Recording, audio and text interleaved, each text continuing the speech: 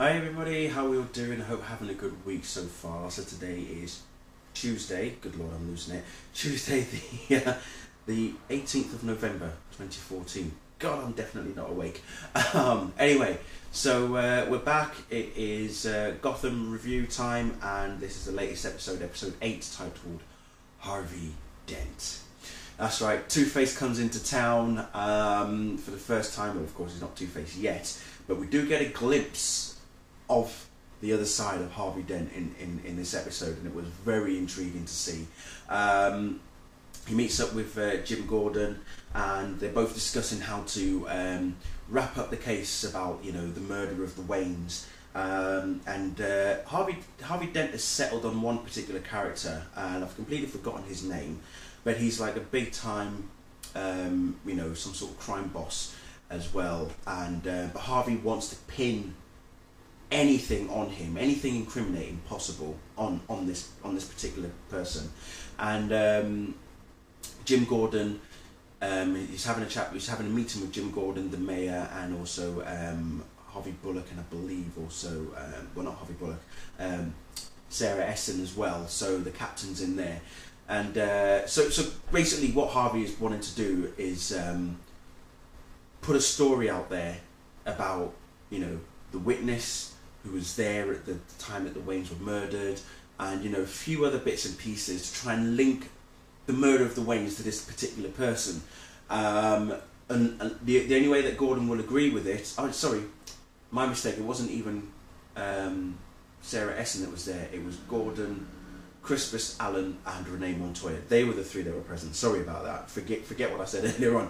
But yeah, but Gordon only agreed if Harvey doesn't use anybody's names, including Jim's himself. And Harvey says, no, definitely won't use your name, keep it anonymous, but this is the only way that it's going to start bringing people out of the woodwork, to, you know, so that we can catch whoever actually killed the Waynes. Meanwhile, Gordon has a problem in the form of one Selina Kyle. He doesn't know what to do with her. He knows that if he sends her to juvie, she'll only get back out. If he sends her to prison, she'll only get back out. Doesn't matter where he puts her, she will escape. She always finds a way of getting out of things. So he decides instead to take her to Wayne Manor. I didn't expect that. She didn't expect it. Bruce and Alfred definitely didn't expect it as well. But it was a good move. We see an awesome interaction, and I tell you what, right, I was smiling throughout these scenes between Alfred, Bruce and Selina, especially Bruce and Selina. These two have no idea what the future holds for them, because if what they're doing now they think is crazy, oh my god, they have a lot more to come. So, but it was so heartwarming, yet fun at the same time, and it was beautiful. It was beautiful in the sense that here are these two kids who later on in their lives are going to be playing cat and mouse, basically. Literally, they'll be playing cat and mouse with each other. And it showed as well in last night's episode. They were playing a form of cat and mouse. You know, it's just great to see how Bruce at the same time is trying to train himself. Like, there's one particular bit where we see him underwater in the swimming pool, holding his breath to see how long he can stay under for. And Selina's saying, you know, what use is that for you? Why are you doing that? And Bruce is saying, to help me to be able to fight people. And she brings him down to earth by saying, you know, you wouldn't even last 5 minutes in Gotham on the streets. You know, breathing underwater isn't going to help you survive the streets of Gotham. You know, you need to be ruthless. And she's even asking Bruce, can you be ruthless? And he's saying, well, yeah. She went, no, you can't, because you don't know what it's like. So it's just the mind games and everything that they're playing with each other is exactly as it is when they get older. So Bruce, Selina, there's a lot more to come.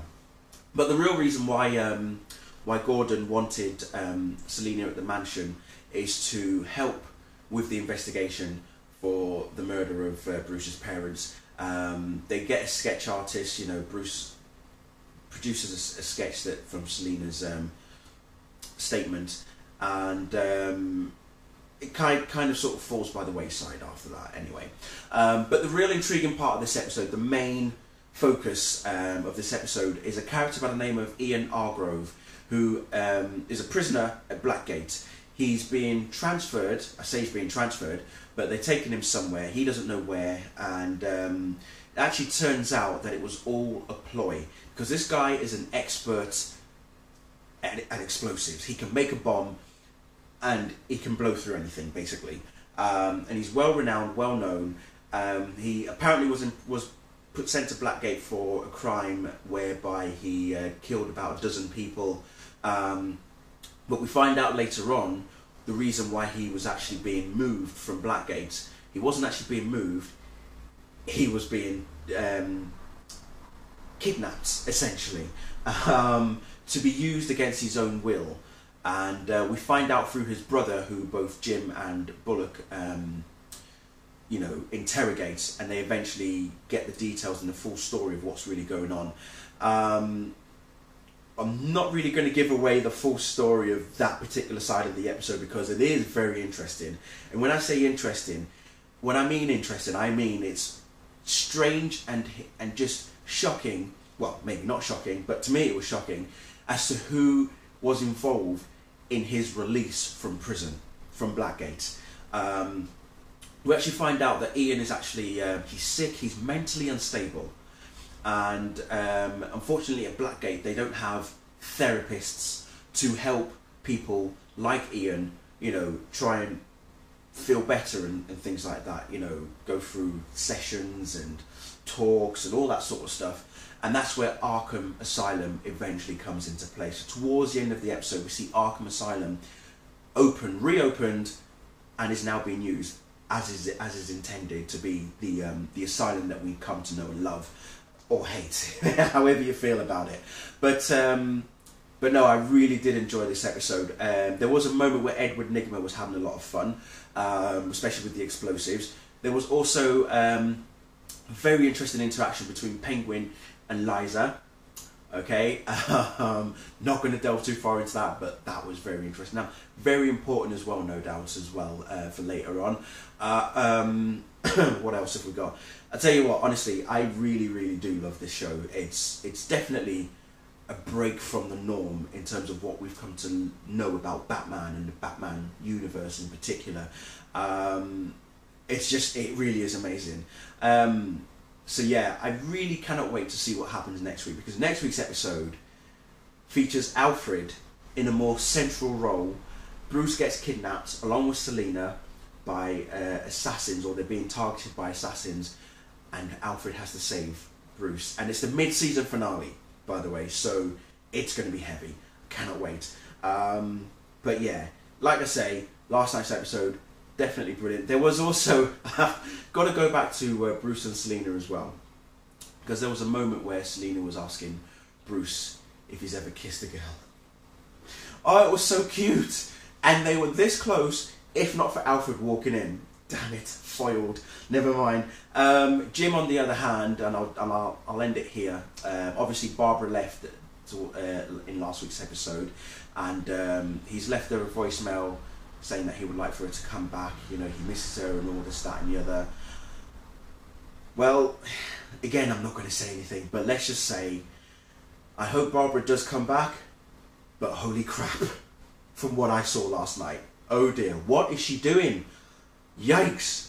Babs, darling, not good at all. Anyway, let's hope Gordon doesn't find out. Right then, I'm going to leave it there. Thank you all very much for watching. See you all very soon. Bye.